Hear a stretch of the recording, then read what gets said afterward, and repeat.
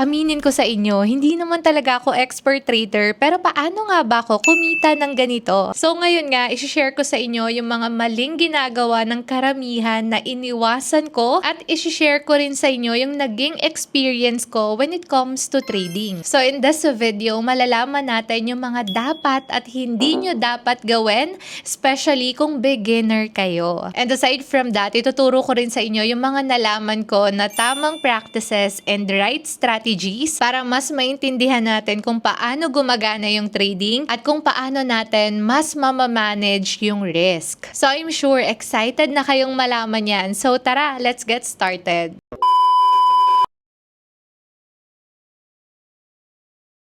Hi learners! Welcome back to our channel. Ako nga po pala si Rose. At kung bago ka pa lang dito sa ating channel, i-click mo na ang subscribe button pati na rin ang notification bell para updated ka kung may mga bago tayong upload na video na pwedeng makatulong sa'yo. So ngayon nga learners, isi-share ko sa inyo yung mga beginner mistakes na pwede nating iwasan as well as yung mga practices na ginawa ko na nakatulong sa akin para mas maintindihan ko kung paano nga ba yung tamang pagtitrade. Pero before we start, gusto ko lang kayong i-remind na this video is for educational purposes only and hindi nga po ito financial advice. And remember na yung trading ay meron talagang kasamang risk, kaya mas maganda na maintindihan muna natin yan bago tayo mag-try. So ngayon nga, wag na natin patagalin pa. Let's proceed sa ating step-by-step full tutorial. So Miss Rose, ano nga ba talaga yung trading? So learners, to explain it simply, yung trading is yung pagbili or pagbenta mo ng isang asset depende sa tingin mong magiging galaw ng presyo niyan. So in trading, marami tayong assets na pwedeng i-trade like yung mga currencies sa forex, indices, stocks, and commodities. And isa nga sa mga pinakasikat na tinitrade ko din is itong gold. And kung napapansin nyo rin learners, halos karamihan ng traders, especially yung mga beginners, ang gusto talaga nilang i-trade or pag-aralan is itong gold. So now ito na, I'm sure curious kayo, Miss Rose, bakit naman gold? So number one kasi learners, isa yan sa pinaka-active na asset sa market. So in trading kasi remember, napaka-importante na merong movement yung pipiliin mong i-trade. So in gold nga, halos araw-araw may movement talaga yung price niyan. And because of that, ang dami nating opportunity para matutunan yung galaw ng market. And the second reason naman is that napakarami nga po nating educational resources na makikita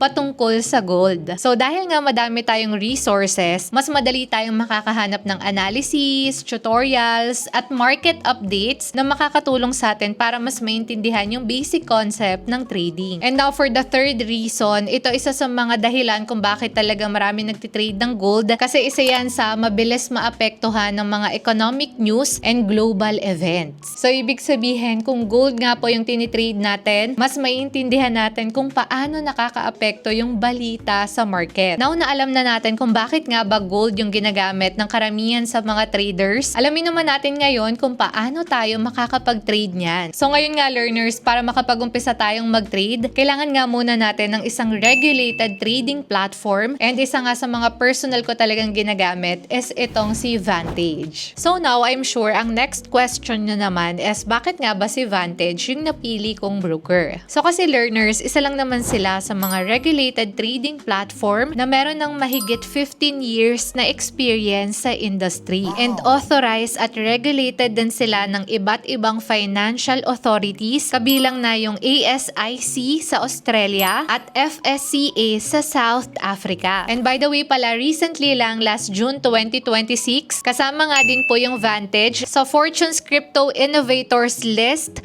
bilang isa sa top 30 global fintech innovation leaders at isa sila sa iilang CFD trading platforms na napasama sa list na yon. So, di ba, with those credentials, isa talaga sila sa mga pipiliin kong broker. And aside from that pa pala, meron pa akong nagustuhan dito, which is yung kanilang 24/7 gold trading. So, kasi learners, sa mga hindi familiar sa pagtitrade ng gold, kapag ka gold nga po yung tinrade natin, yung XAU-USD pair, hindi nga po natin yan pwedeng i-trade kapag ka weekend. Pero with this 24/7 gold trading nga ni Vantage, so hindi nga nga lang tayo weekdays pwedeng makapag-monitor ng gold trades natin, kundi pati nga weekend available na yan. So ngayon nga yan, pakita ko na sa inyo yung tamang process kung paano ko ginagawa yung pagtitrade na applicable especially sa mga beginners. So first nga learners, kailangan nga po muna natin pumili ng broker. So if you want nga, you can also try Vantage. So pwede nyo nga pong i-click yung link dyan sa description and pin comment below to register dito sa platform. So again, nilagay ko po lahat ng details dyan sa baba. So check nyo na lang po yan dyan. Now, ayan, once we're here, we have an option to register an account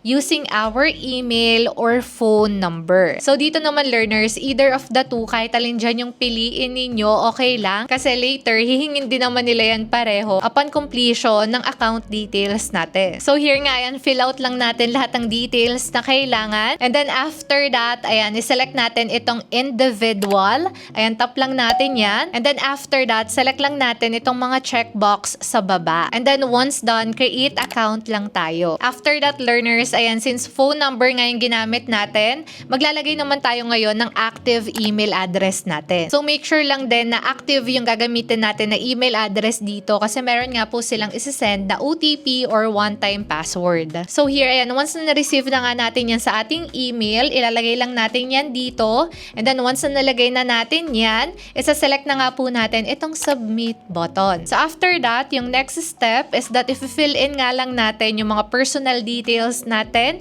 such as name, gender, birthday, and country of residence. So ito nga learners, fill out lang natin yan. And then ito, once done, ayan, tap lang natin itong submit button. After that, ito nga po yung magpo-prompt. So here, select lang natin itong get started. And then dito, ayan, ang next na gagawin natin is to set up our trading account. So here, ayan, meron tayong option like standard, raw, cent standard, cent raw, perpetual, and trading view. So here, for this tutorial, I'll be using the standard account kasi number one, maliit lang yung minimum deposit niyan and mababa lang yung spread niya. And by the way pala dito, learners, kung beginner kayo, don't worry, huwag kayong ma-overwhelm sa mga words like yung mga spread, yung mga swap, ayan, later explain pa natin yan. So again, ayan, dito nga pinili natin is itong standard account. And here, para makapag-proceed, select lang natin itong circle button na nasa baba.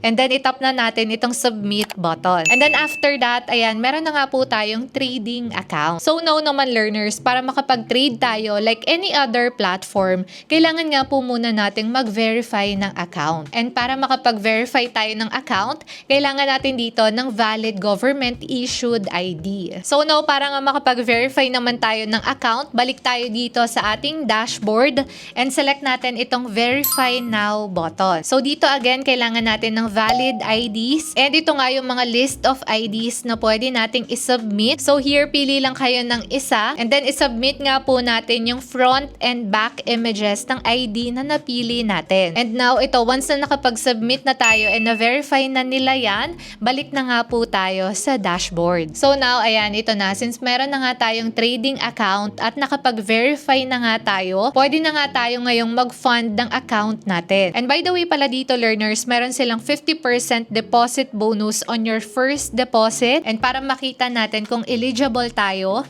punta nga tayo dito sa kanilang promotion section. Ayan, nandito yan sa taas. And then tap lang po natin yan. And then after that, ito, hanapin nga lang natin dito itong 50% deposit bonus. So here, itap nga lang natin yan. And then after that, ayan, makikita nga po natin yan. So to activate that, itap nga lang po natin itong opt-in. So now, kapag okay na, pwede na nga po tayong makapag-deposit. So dito nga, ayan, merong deposit button. So tap nga lang po natin yan. So here, learners, ayan, ang minimum amount to deposit is $10. So pwede na tayong mag-start mag-trade using that. Pero dito, if we're gonna trade 24/7 gold trading, ang minimum amount nga po is $50. So here nga, ayan, meron tayong option like local bank transfer, cryptocurrencies, credit cards, e-wallet, and meron ding offline transfer transfer like yung mga remittances. So ako, ang ginagamit ko is itong GCash. So ito yung equivalent niya sa peso. So mga around 3,100 yung $50. So here nga, once na okay na, ayan, once na meron na tayong balance sa account natin, we can now start trading dito kay Vantage. So 'di ba, ang dami natin pinagdaanan bago tayo umabot dito. So congratulations kung umabot kayo sa part na to kasi talagang dedicated kayong matuto kung paano makakapag-trade ng tama. So kung umabot ka dito, comment mo lang yung #Vantage dyan sa baba. So ayun nga, going back, tara start na tayo mag-trade. So to do that nga, ayan, dito sa taas, itap lang natin itong trade button. Then after that, ayan, mara-route na nga po tayo dito. So ito learners, for me, interface-wise, pang beginner talaga siya. And dito nga, since 24/7 gold yung ititrade natin, punta tayo dito sa search bar and isearch natin itong XAU USD 247. And by the way pala sa mga beginners, especially dun sa hindi familiar, meron po kasing pair na XAU USD na wala pong 247. So there kasi, hindi po tayo pwedeng makapag-trade on weekends and nag-close nga din po yan sa regular market schedule. While dito nga po sa XAU USD 247, pwede nga po tayo mag-trade all throughout the week and mas convenient nga siya, especially kung gusto nating i-monitor yung market. And now, ito naman, bago naman tayo mag-umpisang mag-place ng order, i-share ko lang din sa inyo yung mga hindi masyadong napapansin, especially ng mga beginners. And ayun nga, yung timing. So kasi kagaya nga ng sinabi ko sa inyo kanina, yung gold naapektuhan talaga yan ng mga malalaking news, especially yung mga economic news and global events. Kaya kadalasan kapag ka-weekend nangyari yung news, sarado na yung global market ng gold. Kaya ang nangyayari dyan, kailangan mo pang maghintay ng Monday bago ka makapag-react. So isa nga yan sa naging main reason ko kung bakit naging interesting sa akin yung 24/7 gold trading ni Vantage. So ayun nga, kasi nga kapag meron akong gustong i-monitor or i-manage na position, pwede ko siyang gawin kahit weekend. And aside from that, isa sa mga nagustuhan ko dito is that commission-free yung gold trading. And also, ito competitive din yung spreads nila. Yung weekend spread para sa gold is pwedeng mag-range for as low as $0.15.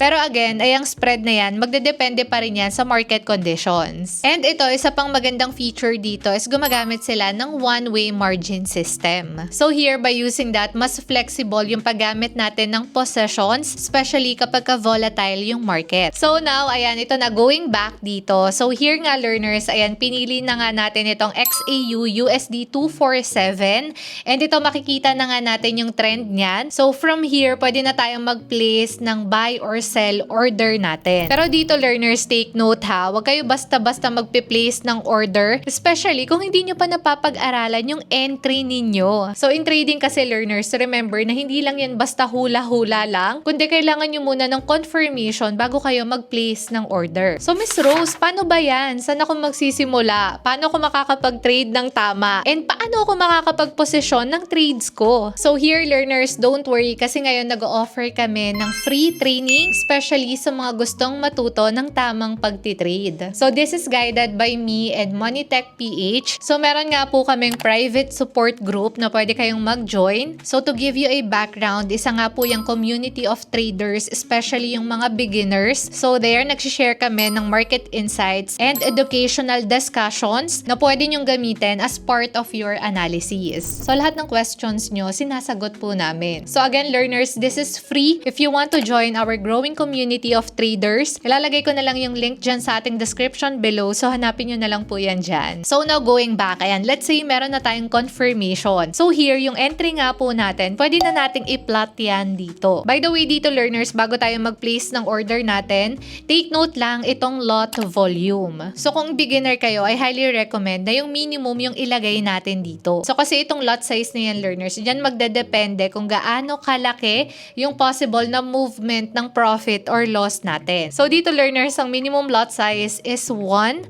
So ang equivalent niyan is kapag ka nag-move yung gold ng $1, $1 din yung magiging movement ng possession mo. So dito learners, baka malito kayo ha. Doon sa mga nagtitrade na ng regular XAU USD pair, ang minimum nga po doon is 0.01 lot. Pero dito is 1 lot nga yan. So basically, yung 0.01 ng XAU USD pair and 1 lot ng XAU USD 247 is parehas lang. So parehas lang yung equivalent niyan. So So kung medyo nalilito kayo, okay lang yan, especially kung beginner kayo. So hindi naman talaga natin magigets yan agad talaga ng isang tutorial lang. So kung meron kayong tanong, let me know sa comment section or doon sa community natin. Now ito na, ayan, based sa analysis natin, magbabay nga tayo dito. And by the way pala, nag-set up din ako dito ng target price and stop loss natin. So importante to sa bawat trade na gagawin natin. So dito learners, ayan, nakapag-place na tayo ng order. So ako dito, kahit maliit lang yung gain natin and align naman yan sa trading plan natin. So madalas kino-close ko na agad yung position ko as long as na nag-gain na tayo. So here, ayan, pakita ko lang din sa inyo yung positive result natin. So ito yung sample trade natin, nakakuha tayo ng $0.47.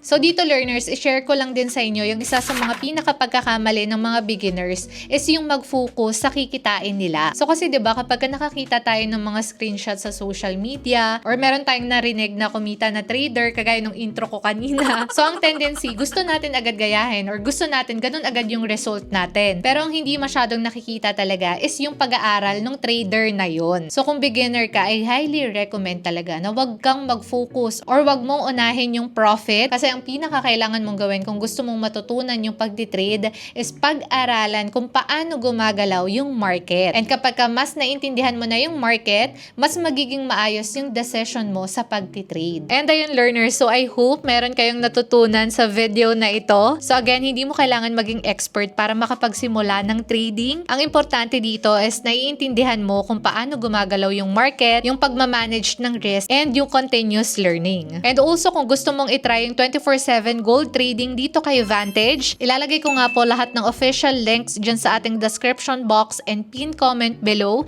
So check nyo na nga lang po yan dyan. And ayun learners, so I hope nakatulong sa inyo tong video na to. And I hope you like this video. And please, share this video para marami pa tayong matulungan online. And ayun, so goodbye for now. See you on our next video.